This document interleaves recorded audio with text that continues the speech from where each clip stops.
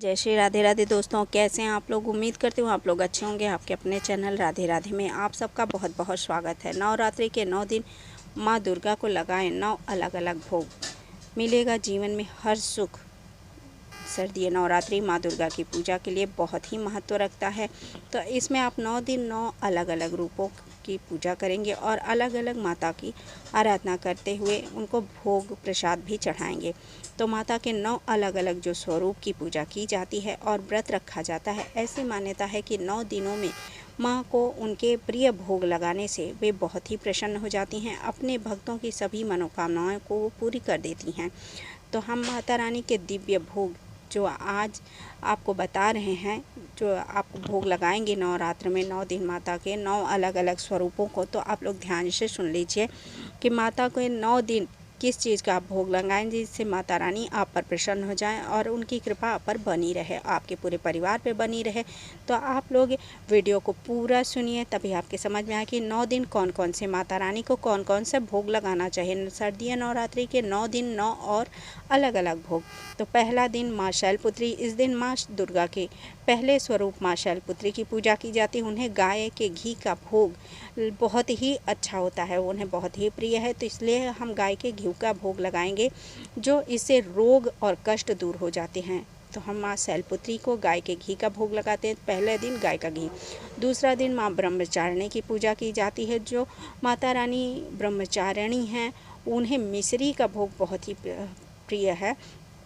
तो हम माता रानी के लिए मिश्री लाते हैं। मिश्री के भोग से पूरे परिवार में सुख समृद्धि का वास होता है। तो हम माँ को भोग में मिश्री चढ़ाते हैं दूसरे दिन।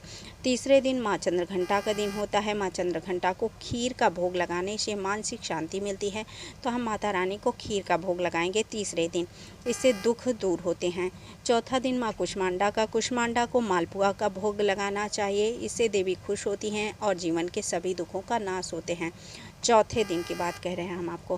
पाँचवें दिन माँ स्कंद माता का दिन होता है। स्कंद माता को केले का भोग लगाना चाहिए, इससे सेहत अच्छी रहती है और जीवन में सकारात्मक ऊर्जा आती रहती है।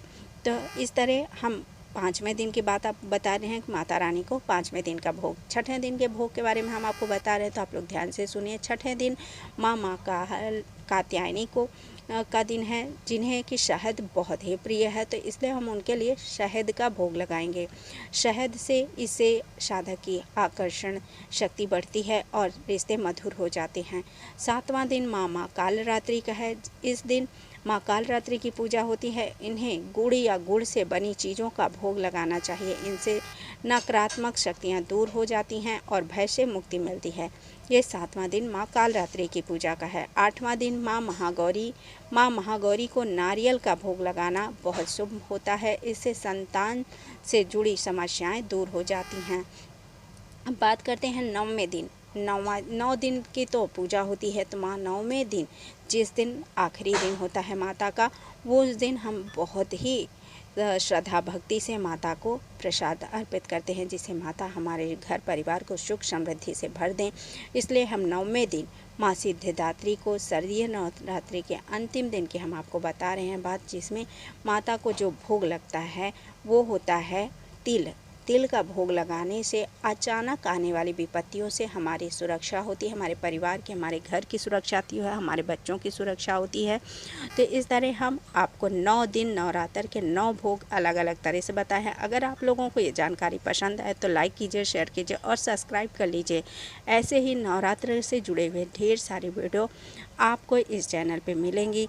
तो माता रानी के चलिए अगले वीडियो में हम फिर आपसे मिलते हैं इसी नवरात्र के बारे में लेके। चलिए तब तक के लिए जय श्री राधे राधे, जय माता दी।